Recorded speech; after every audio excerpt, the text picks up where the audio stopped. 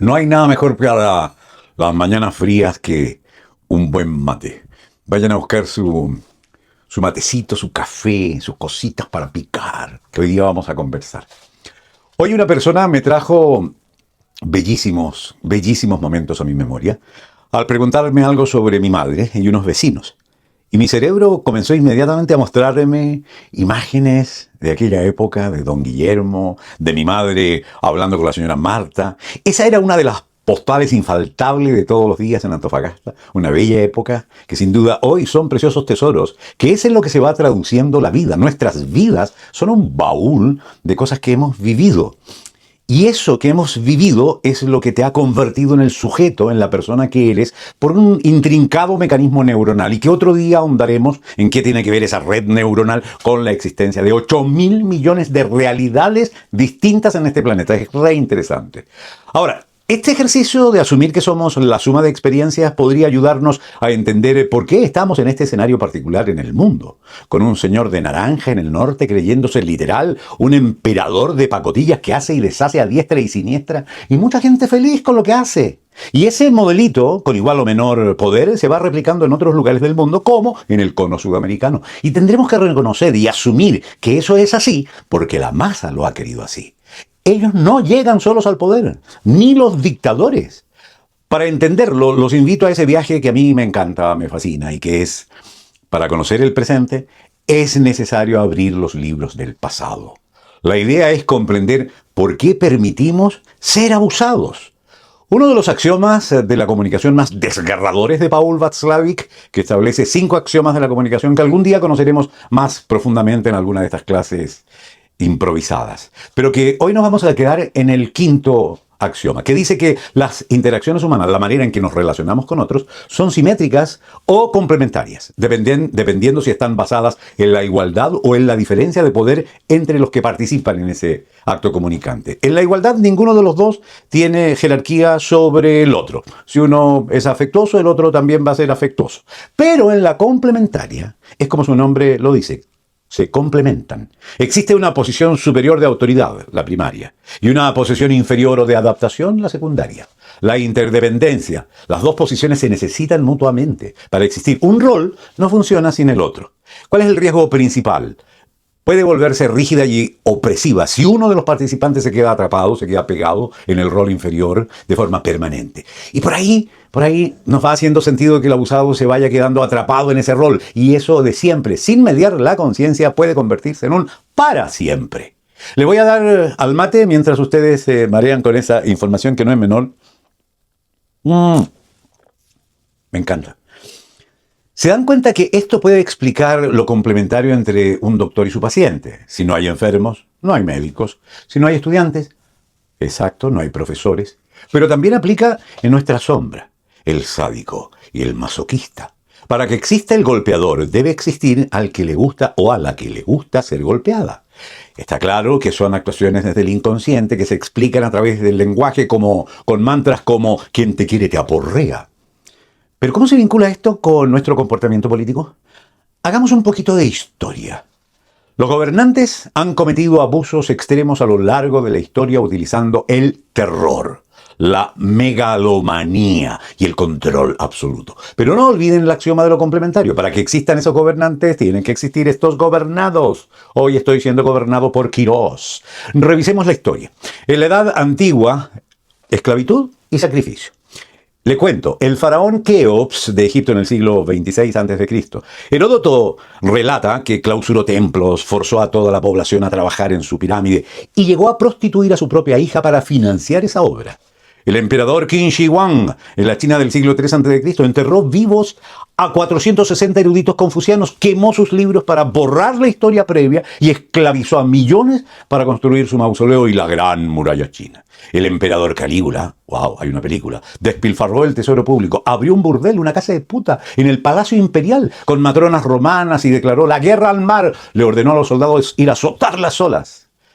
En la Edad Media estuvo la crueldad como mensaje. El rey Juan I sin tierra de Inglaterra en el siglo XIII exprimió al pueblo con impuestos ilegales, encarceló a nobles sin juicio y dejó morir de hambre a los presos en las mazmorras. A este personaje seguro lo recuerdan. Vlad Tepes, conocido como Drácula, el empalador, utilizó el empalamiento masivo de hombres, mujeres y niños para aterrorizar a sus enemigos y mantener el control social absoluto. Dicen que corría la sangre por las calles. En la Edad Moderna está la obsesión y castigo. Iván el IV, Iván el Terrible en Rusia en el siglo XVI, creó la policía secreta y lideró la masacre de Novgorod, donde torturó y ahogó en el río a miles de ciudadanos bajo sospecha de traición. La reina María I, la Bloody Mary, María Sangrienta, también en el siglo XVI, ella condenó a la hoguera a casi 300 disidentes religiosos en solo 3 años, persiguiendo implacablemente la reforma protestante. En la edad contemporánea, que es el siglo XX, y la industrialización del terror, el rey Leopoldo II de Belga convirtió el Congo en su propiedad privada, mutilando las manos de millones de nativos que no cumplían con las cuotas de recolección de caucho. Joseph Stalin, de la Unión Soviética, provocó el Holodomor, que es una hambruna artificial en Ucrania que mató a millones, además de ejecutar y exiliar a millones más en los campos de trabajo forzados del Gulag. Adolf Hitler diseñó el Holocausto, un sistema industrializado de exterminio masivo que asesinó a 6 millones de judíos y a millones más de minorías. Francisco Macías de Guinea prohibió los medicamentos occidentales, se autoproclamó Dios el pelotudo y ejecutó a 1/3 de la población de su país durante su dictadura. Otro pastelito, Pol Pot, de Camboya. Él abolió la moneda, la propiedad y las medicinas modernas, vaciando las ciudades y asesinando a casi 2 millones de personas, que era 1/4 de su población, en los campos de la muerte. Y veamos qué ocurre en la actualidad, en el siglo XXI, ahora, donde estamos nosotros. Control total. Kim Jong-un, como ejemplo, mantiene a la población bajo un sistema de castas sociales. Songbun ejecuta públicamente a disidentes y encierra a familias enteras por generaciones en campos de prisioneros políticos. Pero ¿cuáles son las explicaciones psicológicas, culturales, que expliquen cómo los pueblos permiten que lunáticos de tamaña envergadura lleguen al poder? Si el poder radica en el pueblo, es el pueblo el que construye la sociedad y las leyes. Entonces, ¿cómo es posible que estos abusadores, sanguinarios, lunáticos tengan acceso al poder y además con una corte que los venera y supuestamente los adora? Supuestamente. Le voy a dar al mate mientras tratan de responder esa interrogante. ¿Cómo es posible? La llegada de estos lunáticos, enfermos, sátrapas al poder y la permanencia de estos tiranos en el poder no es una falla del sistema, sino una explotación precisa de la psicología humana y la cultura colectiva. Todos somos responsables. Sí, usted también. Todos somos responsables. La idea de que el poder radica en el pueblo asume que las sociedades actúan siempre bajo una racionalidad perfecta. Sin embargo, la psicología de masas demuestra lo contrario a través de 3 factores claves que yo les quiero entregar en este video. Está la teoría de la gestión del terror. Antes, crisis profundas, guerras, colapsos económicos, como nos pasó, pandemia, el miedo a la muerte y a la incertidumbre se dispara. Psicológicamente, los humanos buscan figuras parentales, cósmicas, dioses, o líderes fuertes que prometan orden absoluto a cambio de obediencia. Está el narcisismo colectivo y la humillación. Esto les va a sonar. Cuando un pueblo se siente humillado o desplazado, es vulnerable al relato del líder narcisista o psicópata.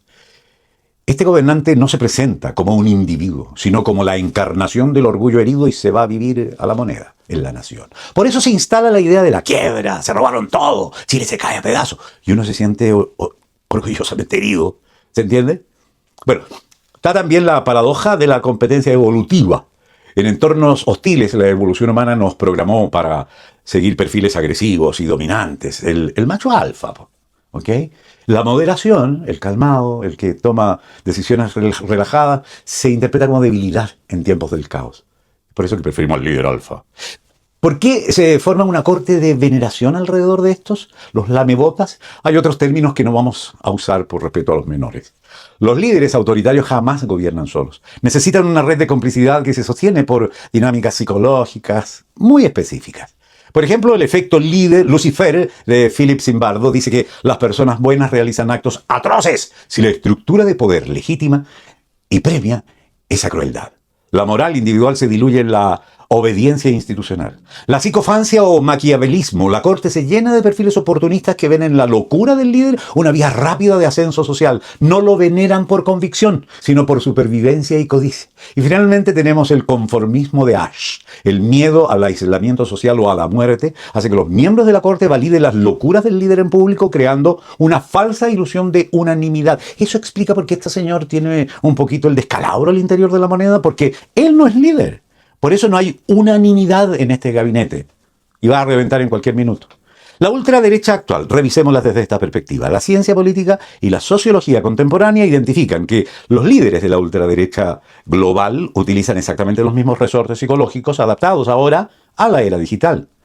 Entendamos algunas de las mecánicas. Está el enemigo único y el chivo expiatorio. Antes, los judíos de la Alemania nazi o los burgueses en la Unión Soviética de Stalin. Hoy, los inmigrantes, las agendas globales como la Agenda 2030, el marxismo cultural o las élites progresistas. Se canaliza la frustración económica hacia un culpable visible. La verdad alternativa, en segundo lugar, y el ataque a las instituciones. Antes, Iván el Terrible eliminando al Consejo de Nobles o Hitler quemando el Reichstag. Hoy, desacreditar activamente a la prensa tradicional, la justicia y los organismos electorales. El líder se posiciona como la única fuente de verdad innegable frente a un sistema corrupto. En tercer lugar está el culto a la personalidad disruptiva. Por ejemplo, tomemos a Calígula, desafiando todas las normas posibles del Senado, solo para demostrar que él tenía el poder absoluto. Hoy, el uso de la incorrección política, el insulto directo y las excentricidades en redes sociales, TikTok, X, la agresividad verbal y la falta de filtros ya no se ven como locura, sino como una autenticidad, mira qué auténtico, y una valentía frente al poder establecido. Y con esto termino, el cuarto. La explotación de la anomanía social. Antes, la República de Weimar permitió el ascenso del nazismo. Hoy, el sentimiento de desamparo debido a la globalización, por la falta de empleo, por la automatización, los cambios culturales. En fin, el votante prefiere un líder que promete demoler el sistema actual antes que mantener un statu quo que lo empobrece. ¿Quién soy? ¿Cómo me he construido? ¿Cómo he llegado hasta aquí? Es necesario también abrir los libros de mi propio pasado para entender mi presente. Y eso también explica mis acciones políticas. Hay varias cosas que siguen ocurriendo dentro de la atmósfera insana, rarífica de este gobierno. Como por ejemplo la auditoría. ¿Veremos a gente presa del gobierno anterior? ¿O nos vamos a quedar en el pelambre farandulero barato? ¿O en la acusación de los ultrones que van a castigar al ex de Hacienda para que no se pueda postular a cargos públicos? ¿Vendría siendo tiempo de castigar con cárcel a los políticos que hacen mal la pega y que afecta a cada ciudadano de este país? Me pregunto. Porque si no, que alguien me explique para qué mierda sirvió la auditoría. ¿Están los intereses no declarados? Wow, como el ministro Quirós, the real boss, que tiene metido un hermano que se va a ver beneficiado con sus normativas. Bueno, pero se me acabó el tiempo y se me está acabando el mate. Mañana sacamos el tejido y copuchamos, porque la administración del ciudadano Cast enfrenta múltiples cuestionamientos por omisiones patrimoniales y nexos familiares. Al bullado caso del gran jefe Quirós, se suman otras altas figuras del gabinete en el ojo del huracán. Patrimonios no declarados. Déjenme en los comentarios si les hace sentido esto de que seamos complementarios, el abusado y el abusador, o si se les ocurre alguna otra idea sobre el tema. O reconocer que uno es sádico en algún momento y masoquista en otros. En fin, la vida es un jardín que construimos entre todos los jardineros. Sigan suscribiéndose, ya estamos cerquita de los 5.000. Entonces de ahí vamos a saltar a los 10.000. No dejen de escribir, de verdad, los estoy leyendo con mucha pasión.